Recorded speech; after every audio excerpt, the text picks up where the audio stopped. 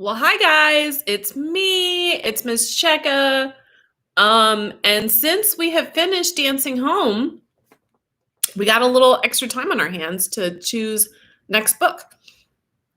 So I have a whole bunch of books here to do like we did before and just read a whole bunch of first chapters.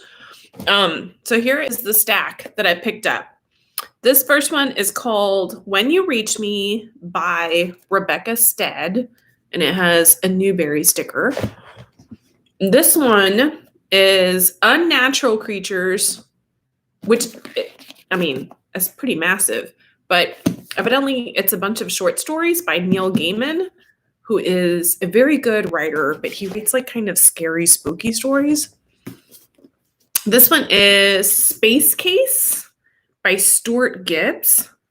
I am hoping that it's not part of the series. It is part of a series. Oops. I have a lot of students who love this writer though, but I want to try it out, even if it's not the first one.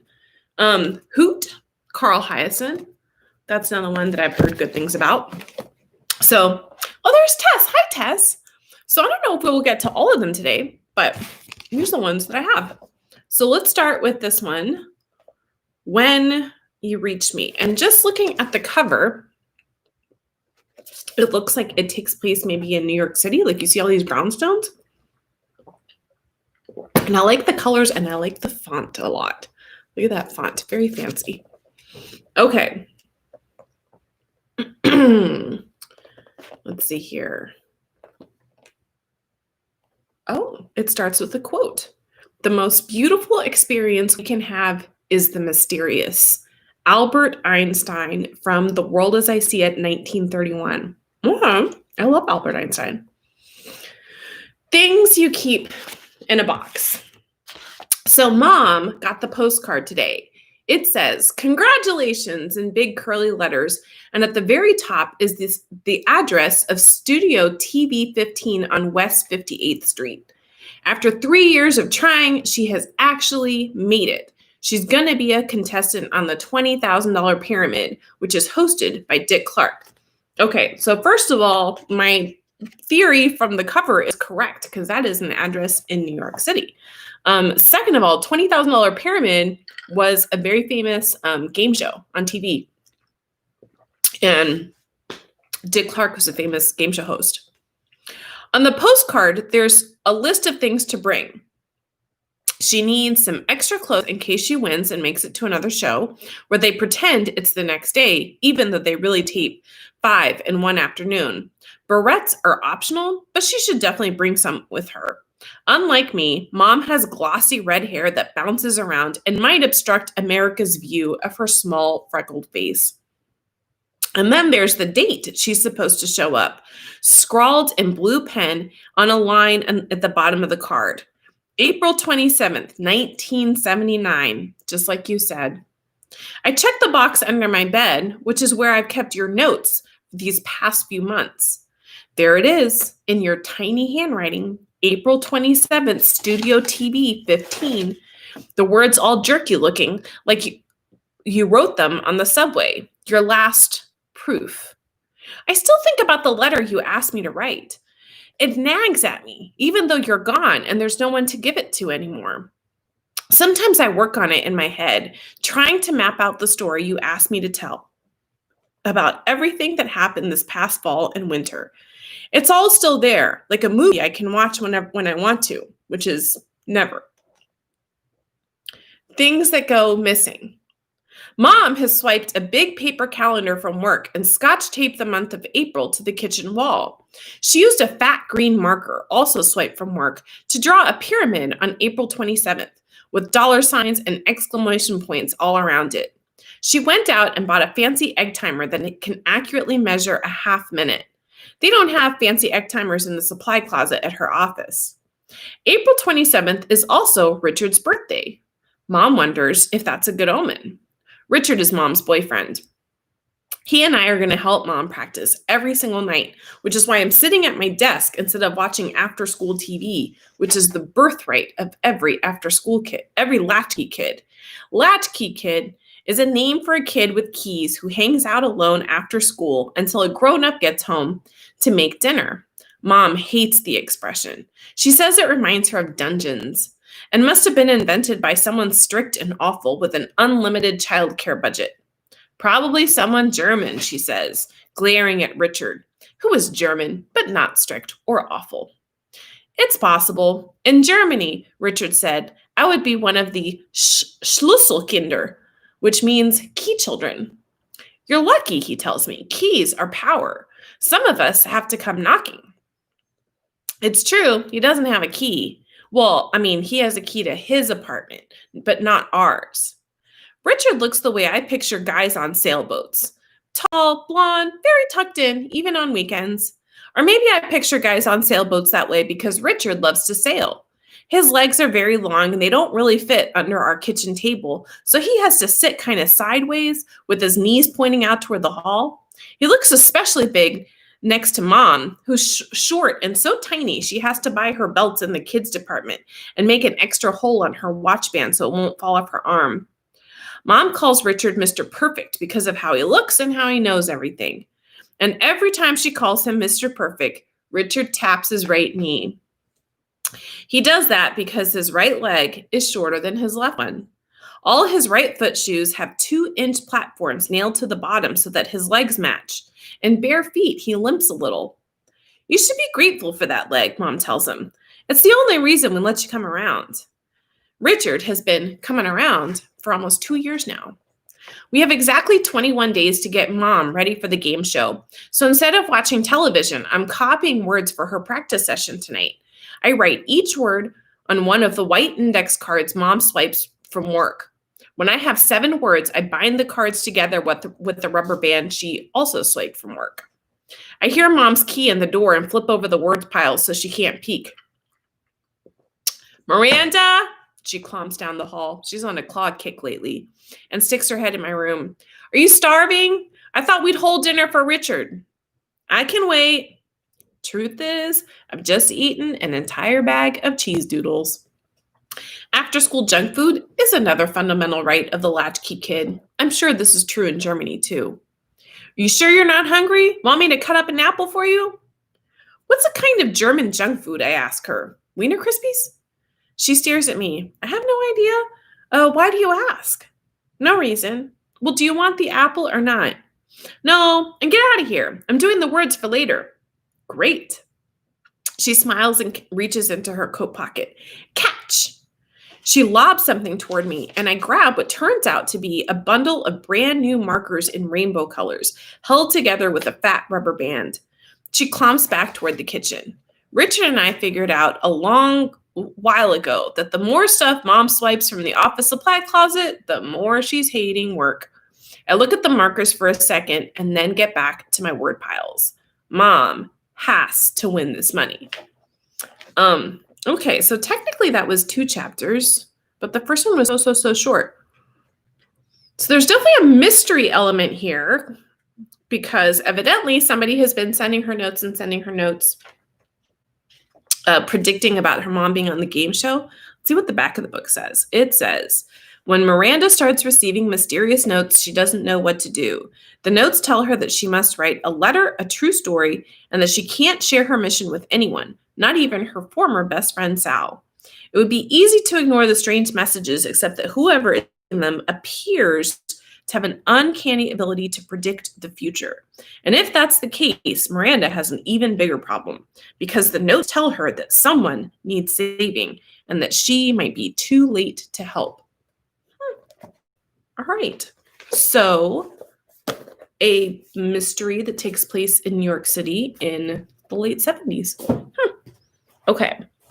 I'm going to skip to the Neil Gaiman one.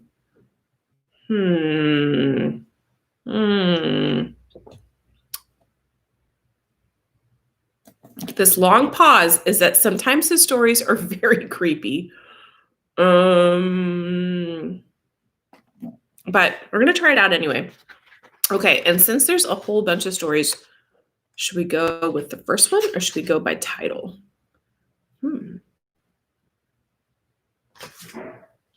I'm just going to go with the first one.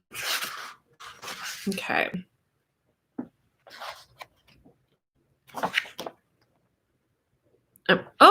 Okay. Well, this is another thing. Is these are not stories by Neil Gaiman. These are stories selected by Neil Gaiman.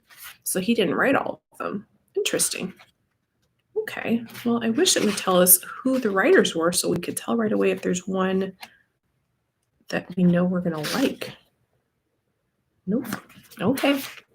All right. Then we're going to go with this first one, which is called Unnatural Creatures.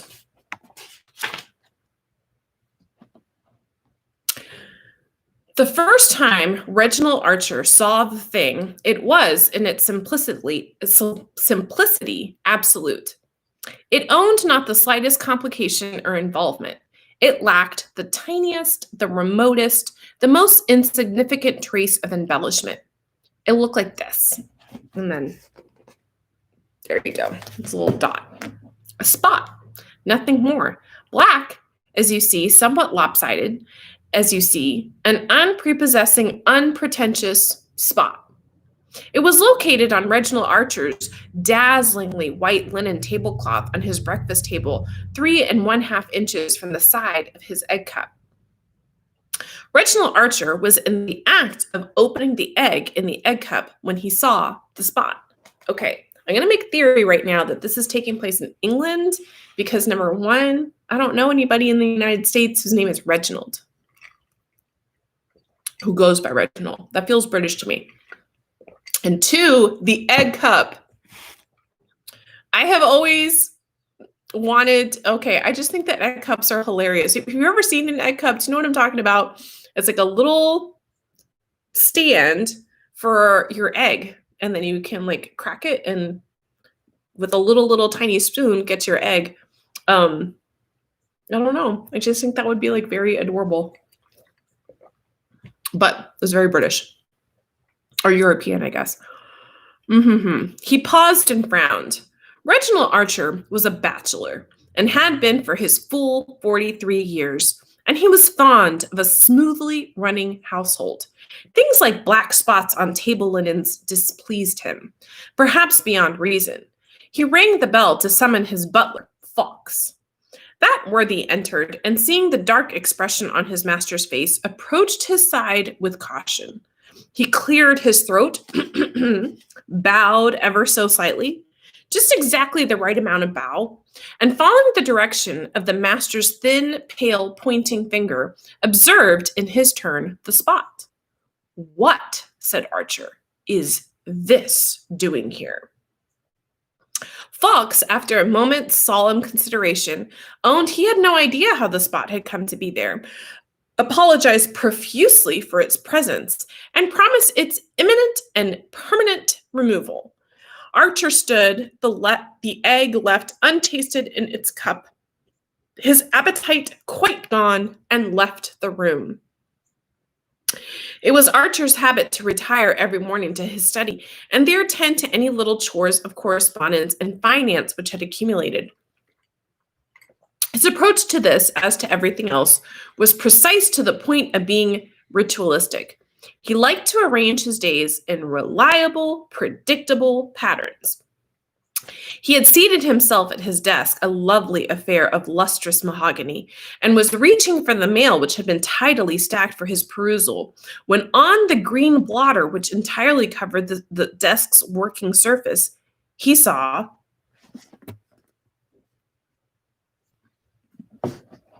He paled.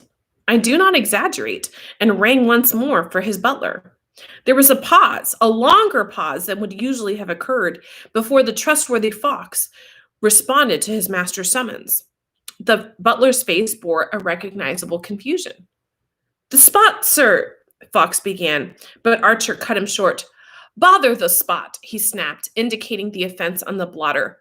"What is this?" Fawkes peered at the spot in bafflement. "I do not know, sir," he said. "I've never seen anything quite like it." "Nor have I," said Archer, "nor do I wish to see its likes again. Have it removed." Fawkes began to carefully take away the blotter, sliding it out from the leather corner grips which held it to the desk, as Archer watched him icily. Then, for the first time, Archer noticed his elderly servant's very odd expression. He recalled Fox's discontinued comment. "What is it you were trying to tell me then?" he asked. The butler glanced up at him, hesitated, and then spoke. "Well, it's about the spot, sir. The one on the tablecloth. I went to look at it after you had left, sir, and I cannot understand it, sir. It was gone." "Gone?" asked Archer. "Gone," said Fox. The butler glanced out at the blotter, which he now held before him, and started.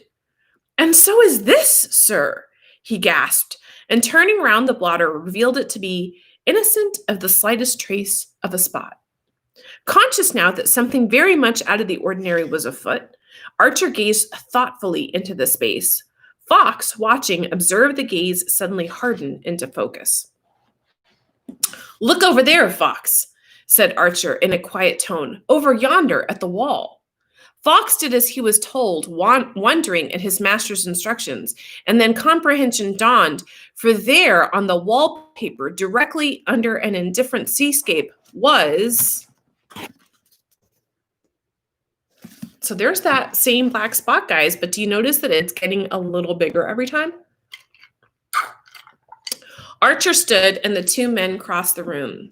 "What can it be, sir?" asked Fox. "I can't imagine," said Archer. He turned to speak, but when he saw his butler's eyes move to his, he looked quickly back at the wall. Too late.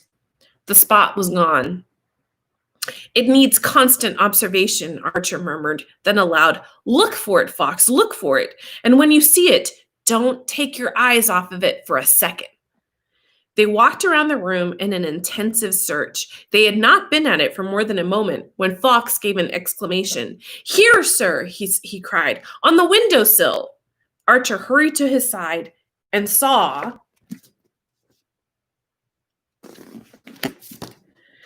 "Don't let it out of your sight," he hissed. The butler stood transfixed and gaping. His master chewed furiously at the knuckles of his left hand. Whatever the thing was, it must be taken care of, and promptly. He would not allow such continued disruption in his house.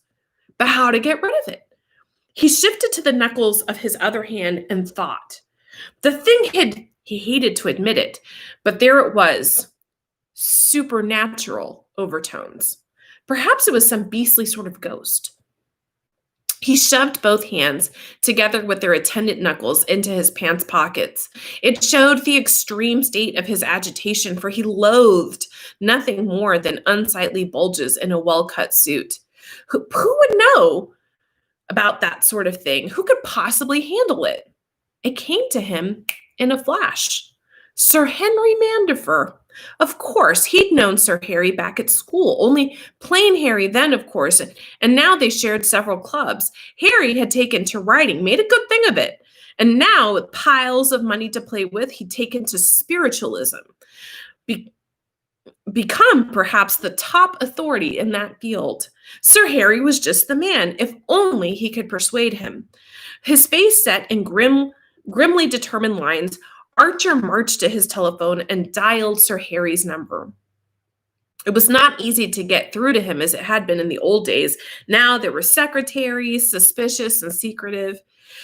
But he was known. That made all the difference. And soon he and Sir Harry were together on the line. After the customary greetings and small talk, Archer brought the conversation around to the business at hand.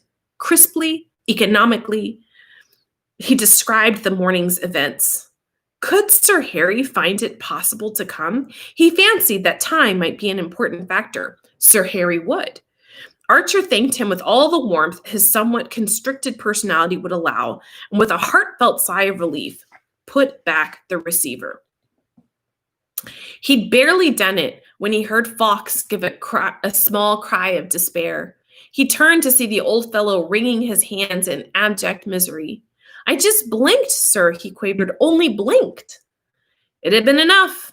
A fraction of section unwatched, and the spot was gone from the sill. Resignedly, they once again took up the search.